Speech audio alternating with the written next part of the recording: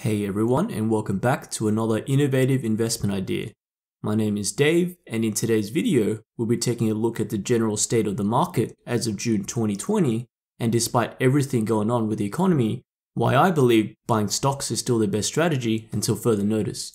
But before we get started, don't forget to hit the subscribe button if you're new to the channel to get more stock market content just like this. It's no secret that the global shutdown due to the pandemic has not only fueled or exposed deep social and public health issues all over the world, but it has created a very serious economic one as well. Due to businesses not being able to operate freely and the restrictions on travel and movement, unemployment levels in the US have risen to levels not seen in recent history, in the neighborhood of a now staggering 15%, or approximately 40 million individuals. We'd have to go all the way back to the Great Depression of the 1930s to find a comparable level of unemployment, and even then it isn't a fair comparison, since the population was roughly a third of what it is today, and corporate development was far less pronounced, meaning there were fewer employment opportunities in circulation to begin with. As a result of the high unemployment and generally negative employment prospects, consumer spending has understandably hit the brakes, but households are also hunkering down to weather future hardships as a sort of hammer and nail against corporate earnings. Since disposable incomes are not flowing out of the pockets of average citizens back into corporate America, it has caused a clear break in the velocity of money and is accelerating commercial top-line losses. The collective losses across the board has caused the United States GDP to contract by an estimated 5% in the last quarter, which is even a conservative estimate given that the total number could rise sharply after more data is analyzed and the final revisions are in. To put that figure in perspective, the average growth rate of GDP in the last 30 years has been in the neighborhood of 2.5% annually, so within the span of one quarter, the US has been set back the equivalent of all economic growth achieved during 2018 and 19 combined. Add to the fact that the pandemic only took a foothold at the tail end of Q1 and has been doing most of its damage during April, May, and soon on to June, it wouldn't be shocking to see GDP numbers released after Q2 several multiples more than the 5% contraction reported for the first quarter. With such grim signaling from the data, it's a wonder then to see company valuations and in turn the stock market continue to rise so much lately despite the huge hit the US has taken to the underlying economy. On the surface, there does look to be a huge disconnect between the stock market and reality, but in this video, I will attempt to explore some of the reasons for the disconnect and by the end, make a case why I believe investors should take this historic opportunity to continue to invest in the stock market if they have been doing so, or allocate resources more effectively if they've been on the sidelines or even investing defensively, such as in gold. So Exhibit A and the instigator for the disconnect, the Federal Reserve, who has been aggressively backstopping the US economy by pumping trillions of dollars into the markets in a last-ditch effort to prevent an otherwise historic collapse, like a shot of adrenaline straight into the heart of a flatlining patient. In fact, the Fed has added well over $7 trillion to its balance sheet over the last few months already, and that number appears likely to rise even further as we move forward, and the Fed attempts to nurse consumer spending and growth of a flailing economy back to normalcy heading into the remainder of 2020 and 2021. Since consumers aren't contributing to the velocity of money, it looks like the Fed is giving it the old college try at least. The approach the Fed is taking to resuscitate the economy is textbook so far as macroeconomics is concerned, with the classic 1-2 punch to boost supply-side economics but also demand-side, which we will look at in a moment. Fed Chair Jerome Powell announced an emergency 0.5% rate cut on March 3rd from the previous rate of 1.75% as the market was still in the sharp decline from the pandemic. But only a couple of short weeks later, as reported here on March 15th, announced another rate cut of a full percent, down to essentially 0%, a level not seen since the GFC in 2008, over a decade ago. Naturally, with lower interest rates and even talk about negative rates, the hope is that businesses can weather the storm by taking on debt that will effectively cost them nothing in the long term. The second attack vector the Fed is employing is to put money directly into the hands of consumers. For lower and middle class families, being able to pay for things like food and rent is clearly vital in terms of holding together society, but as time goes on and everyone gets back on their feet, The hope is that the stimulus will also lead to a gradual increase in discretionary spending, with any remaining dollars from stipends in addition to any unemployment benefits as well. By empowering average consumers in this way, the Fed hopes that struggling companies will be able to survive on low interest rates, but will also be able to pick themselves right back up from where they were prior to the global health issues. However, this leads to Exhibit B. By interfering with both supply and demand side economics in a major way, the Fed has effectively altered the risk-reward structure of the market. While some companies can survive the downturn with just access to low interest rates, other US corporations like Boeing aren't as fortunate due to their high cash burn rate and have required direct intervention in the form of bailouts. In either scenario, however, what it means is that the price floor of any affected company trading on the exchange is effectively above zero because the Fed won't let them fail.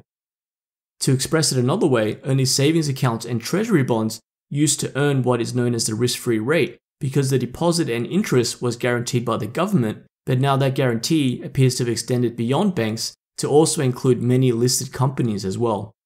Even some professional analysts, such as Morgan Stanley's investment chief Mike Wilson, have called out the ridiculous lopsided risk-reward we are seeing in the stock market today on account of the Fed's actions.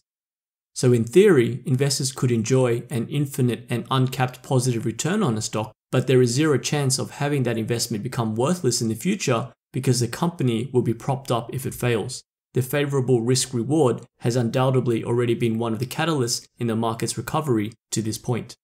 Even with huge moves on both the corporate and consumer stages, the Fed definitely hasn't stopped there, introducing yet another attack vector by also wading into the bond market to indirectly help large businesses with corporate loans outside of the Paycheck Protection Program, or the PPP, including those who weren't originally eligible because they were incorporated outside of the US or just inherently engaged in riskier businesses. This is Exhibit C. To be clear, the Fed is not only interested in corporate bonds in general, but has stated they will actively buy junk bonds as well. This effectively means companies with a poor history of cash management who didn't set aside enough cash for scenarios just like this, or are just inherently unsafe companies, have access to cash to engage in operations which might have led them to fail under normal circumstances. There are hundreds of these value stocks on the market which have already been snapped up by investors who opened a position knowing full well that the companies were thrown a lifeline courtesy of the Fed. Exhibit D, although this one is admittedly a bit tenuous, but I find it interesting that it isn't often mentioned at all, even at the highest level.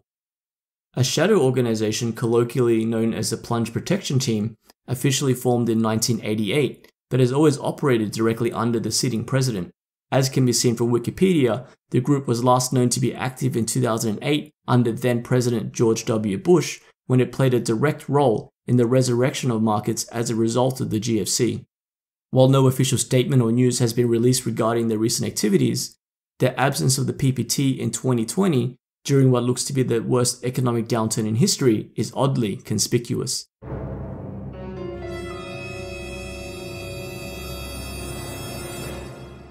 The eagerness of the current POTUS to return to the era of record high corporate earnings and subsequently stock prices, and also make it a tentpole of his upcoming election is well known, and he has often attributed the prosperity of the market directly to the first 3 years of his current term.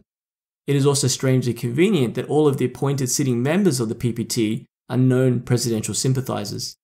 Without hard evidence, of course, and not to politicize this video too much, this final point is pure conjecture, but it would not be surprising to find out there is a lot more going on behind the scenes than meets the eye with the stock market as we approach a potential second term for one Donald J. Trump. So summarizing all the evidence to this point together, it makes sense that the economic recovery might be amongst the fastest we've ever witnessed in history, given the tremendous amount of backstopping by the Fed and liquidity in play. The notorious dead cat bounce is an event that has happened many times during past market crashes, but this recovery has been handled so differently by the Fed and by the sheer scope of the cash injection, it doesn't seem prudent to compare it against crashes of the past. The question on many investors' minds then is whether the pace of the recovery has been too rapid and if it actually has legs in the long term as well. Can the stock market continue on this trajectory towards and even eclipse the record highs just prior to the crash? Not to say that we definitely can't or won't see a correction or even a bear market again at some point, especially once inflation hits us all in the face, but with the continued Fed intervention and the world slowly returning from its hibernation, I would suggest that we are already living the much talked about V-shaped recovery. If the Fed had not taken such unprecedented and aggressive measures on multiple fronts, we might be looking at a prolonged recovery or even revisit of the lows. But with all the economy has witnessed the last 3 months and it's showing remarkable signs of extreme resilience, it just doesn't seem like there is any potential catalyst on the horizon that could ebb the flow of this bullish tide washing over the markets. Investors would be wise to take advantage of the lopsided risk-reward landscape, especially since other investment avenues such as the traditionally safe savings account are yielding a dismal 0.01% and offer no comparable upside to the stock market at all. The age-old expression "cash is king," guiding us to maintain flexibility and mobilize only when the right opportunity came about, is no longer relevant with the 0% interest rate hanging over our heads. I would suggest the time to mobilize is now, and with so much upside in the market still, it would be wiser to instead heed the words of billionaire investor Ray Dalio, who declared at the beginning of 2020 that cash is in fact trash. One final but very important factor to consider before jumping into stocks blindly though is the price to earnings average in the current environment and whether companies on the whole are extremely overpriced or if prices are still somewhat reasonable for entry. If we take a look at this S&P 500 PE average chart since 1870, the current PE stands at just under 22, which while amongst the high end of history, is certainly not anywhere near the peak of the GFC after 2008 for instance. In fact, it also has not surpassed the levels from before the pandemic-induced crash, which was when the market was entering record high territory. This tells us that if recovery were to take shape in any sort of manner most optimists believe, then there is still further room to grow, even to meet the previous highs. It should be noted, however, that this graph illustrates the S&P average and does not highlight any particular sectors. For instance, most investors would agree that the tech sector in particular is currently not cheap by any stretch of the imagination, with Amazon, Apple, Facebook, Google, and Microsoft sitting near or above their all-time highs, and startups like Zoom and Shopify at insane valuations that some would call unjustifiable. However, the trick is to strike the right balance of stocks offering value and upside due to having been oversold, high-yielding dividends, stable blue chips, and also buying some stocks that have already priced much of a positive recovery, but are still positioned to grow even further simply due to the shift in society we will see as a result of the pandemic. That about wraps it up for this video. Don't forget to hit the like button if you found this video helpful or insightful, and drop any other questions, thoughts, or comments down below. You can click on any of these 4 videos for some other thoughts or insights of the market as well. As always, thanks for watching, and I'll see you in the next one.